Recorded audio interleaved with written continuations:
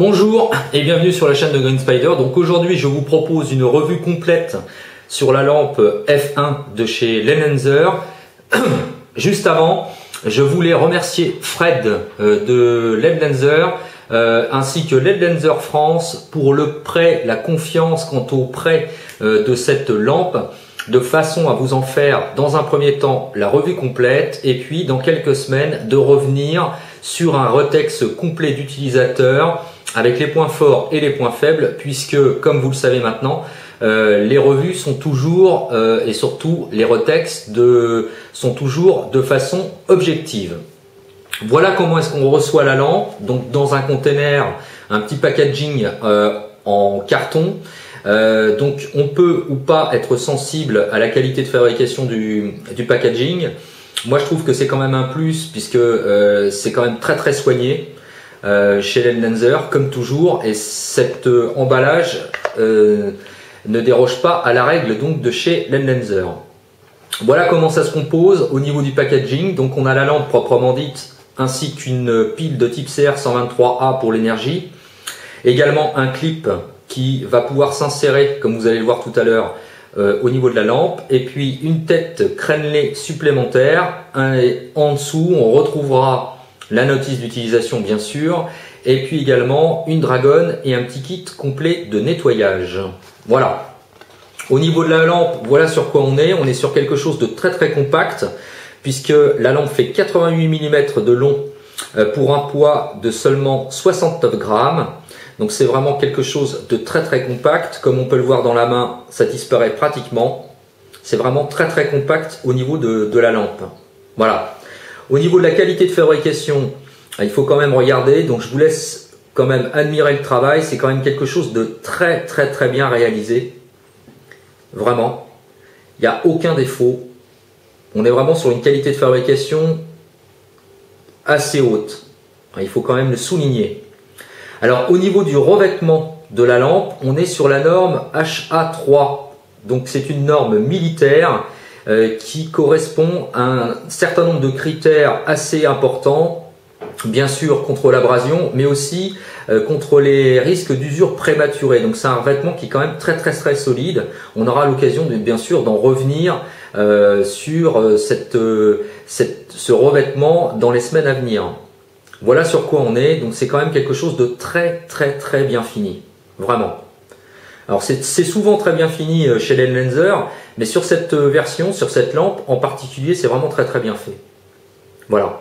On remarquera bien sûr ici à l'extrémité, au niveau de l'ensemble du contacteur, cette fameuse forme un petit peu de type écrou qu'on a l'habitude de voir sur des lampes tactiques. Ça sert bien entendu à éviter que la lampe ne se mette à rouler. Voilà, ce qui permet que la lampe, même sans le clip, elle évite de rouler sur une surface plane. Donc ça c'est aussi assez intéressant. Au niveau de la tête, comme on peut le voir ici, la tête est légèrement crénelée. Enfin c'est une forme concave des deux côtés. Cette bague peut être remplacée par une autre qui est ici, qui est fournie bien sûr dans le packaging, avec 4 zones d'impact distinctes et puis une couleur noire. Alors ça peut être interchangé bien sûr. Les zones d'impact servent principalement sur des surfaces en verre, de façon à par exemple servir de brise-vitre. Donc là aussi on aura l'occasion de revenir sur le principe d'utilisateur pour voir ce que ça donne exactement. Donc après ce sera au choix de chacun de choisir l'une ou l'autre des versions. Peut-être full black, ça peut être aussi intéressant. Pour la lampe proprement dite, voilà, on l'ouvre comme ceci. À noter au niveau du contacteur quand même la présence de l'ensemble de l'interface électronique du plaqué or, comme sur la quasi-totalité des lampes Lenlenser. Pour quelle raison? Tout simplement parce que ça offre dans un premier temps un meilleur rendu électronique, un meilleur contact, et puis ça évite également des usures prématurées au niveau du contacteur. Donc ça c'est aussi à noter. Ensuite on insère la pile de type CR123A. Si on souhaite, la bague également qui est pourvue du clip, et il n'y a plus qu'à revisser. Alors l'intérêt également, on peut choisir bien sûr la zone, le clip peut tourner jusqu'à un certain stade et puis comme ça, il n'y a plus qu'à verrouiller. À noter, aucun jeu, que ce soit avec ou sans le clip, il n'y a absolument aucun jeu. Le clip accroche très très bien, que ce soit sur un passant de sac par exemple, un passant môle, vu la compacité de la lampe, ça se loge sans problème, et à plus forte raison bien sûr dans la poche d'un pantalon. Donc c'est quand même très très bien fait, ça marche très très bien au niveau du clip. À noter également ici à l'extrémité, comme on peut le voir, pour l'interrupteur, il y a une zone qui est pas complètement, qui est légèrement creusée comme on peut le voir. Alors ça c'est assez pratique puisque quand on pose le pouce, ça tombe de façon très instinctive sur l'interrupteur. Ça permet également, cette zone qui affleure l'interrupteur, permet également d'éviter d'enclencher l'interrupteur sur une surface. Il faut vraiment positionner le pouce à l'intérieur pour que ça puisse actionner donc, pour que ça puisse actionner donc le système d'éclairage. Alors, au niveau de la puissance, on est sur 400 lumens. 400 lumens, c'est beaucoup. Surtout pour une lampe de cette compacité, on est vraiment sur quelque chose de très très compact, il ne faut pas l'oublier. 400 lumens, durée d'énergie avec une pile CR123A au lithium, 2 heures.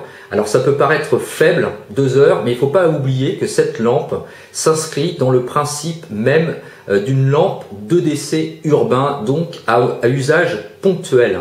C'est pas du tout une lampe de façon à disposer d'une énergie constante pendant 2 heures, c'est vraiment à usage ponctuel. Donc on aura l'occasion de voir ce que ça donne exactement au niveau de l'utilisation et ponctuelle et pratiquement constante. Je vous redonnerai bien entendu en retexte ce que ça donne véritablement. 3 zones d'éclairage, enfin 3 systèmes d'éclairage. Le premier, quand on actionne directement, on tombe sur 400 lumens. Juste après, avec un deuxième système d'appui, on tombe sur une autre zone d'éclairage, mais par contre le constructeur ne donne pas la puissance, donc je me renseignerai, je vous redonnerai ça bien sûr dans le retexte.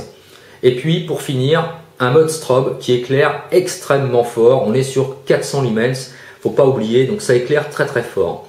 Donc ça, il suffit d'actionner en fait sans enclencher l'interrupteur de façon à sélectionner la zone d'éclairage, la puissance. Et quand on a sélectionné, il suffit donc d'enclencher l'interrupteur. Donc c'est très instinctif. 400, moins et strobe.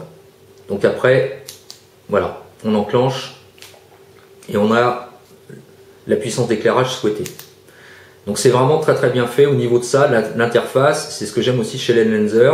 Alors 3 modes, pour moi, en milieu urbain, ça suffit largement. Il y a des lampes qui proposent un nombre incalculable de modes. Personnellement, pour en avoir essayé beaucoup, je ne trouve pas que ce soit véritablement utile.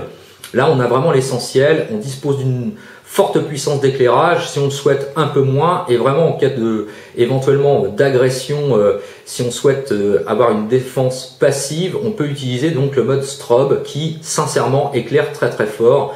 Dans une obscurité totale, c'est vraiment, c'est limite quand même dangereux au niveau de la vision. Puisqu'il ne faut quand même pas oublier que quand on est dans le noir, on a la pupille qui est complètement dilatée, donc il faut faire attention quand même à l'utilisation de cette puissance. Ça peut éventuellement être, en tout cas momentanément, dommageable, ce qui peut bien sûr donner quelques secondes de façon à ce qu'on puisse éventuellement trouver une parade en cas d'agression dans l'obscurité la plus complète. Donc ça, c'est plutôt intéressant. Au niveau de la compacité, de la tenue en main, comme je l'ai dit, on tombe directement de façon très instinctive sur l'interrupteur. C'est vraiment très très bien fait. Moi j'aime beaucoup déjà au niveau du design, ça c'est clair. On ne peut pas être insensible à ça. Au niveau de la compacité, je trouve que c'est un plus. Après, au niveau de l'énergie sur la CR123A, ça peut être éventuellement discutable. Mais comme je vous l'ai dit, n'oubliez pas, c'est une lampe à caractère urbain et donc à usage ponctuel. Voilà, vraiment il faut penser à ça. Pas véritablement de mode bougie, ça tient debout, mais voilà, il ne faut pas trop insister non plus.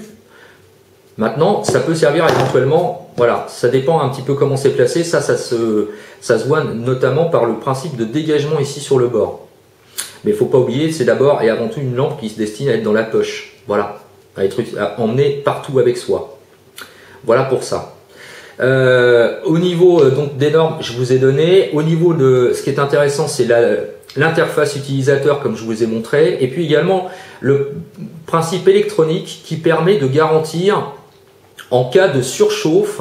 Il y a un capteur spécifique qui va permettre de réduire la chauffe. Donc si jamais la lampe venait à monter en température, automatiquement le système de régulation thermique va se mettre en place et fera descendre le faisceau à un niveau moindre, de façon à pouvoir protéger l'ensemble des éléments de la lampe électronique ou de la lentille, etc. Donc ça, c'est aussi plutôt intéressant à noter. Voilà. N'oubliez pas que c'est une lampe en édition limitée. Donc si jamais vous êtes intéressé éventuellement par ce modèle, il faudra quand même que vous alliez rapidement sur le site de Lendenser, puisque bon, comme toute série limitée, ça dure pas très longtemps. Donc voilà, pensez-y. N'oubliez pas également la garantie qui est proposée par le constructeur. On est sur 5 ans de garantie au niveau de la lampe, sur l'ensemble des éléments, et en particulier sur les interfaces électroniques. Donc ça, c'est plutôt aussi un gage de qualité. Voilà, je vous remontre juste avant de vous quitter au niveau de la qualité de fabrication qu'on est vraiment sur quelque chose de très soigné, vraiment. On aura bien sûr l'occasion de revenir, comme je vous l'ai dit, sur le principe d'utilisation, avec les points forts et également les points faibles. Voilà. N'oubliez pas, si vous avez des questions ou des commentaires, c'est toujours en bas que ça se passe ou par message privé. Je vous laisse les liens également de Lendenser France, également la page Facebook, les pages Facebook de Lendenser France, mais également de Fred, pour que vous puissiez éventuellement, si ça vous intéresse, suivre les actualités, également des images qui sont proposées par différents utilisateurs, et puis également avec une série donc, qui s'appelle le Light Painting, qui est assez intéressant à voir. Voilà, donc je vous laisse tous les liens également pour le site, pour que vous puissiez aller voir les renseignements complémentaires. Et je vous dis à très bientôt. D'ici là, portez-vous bien et comme toujours, carpe diem. Salut!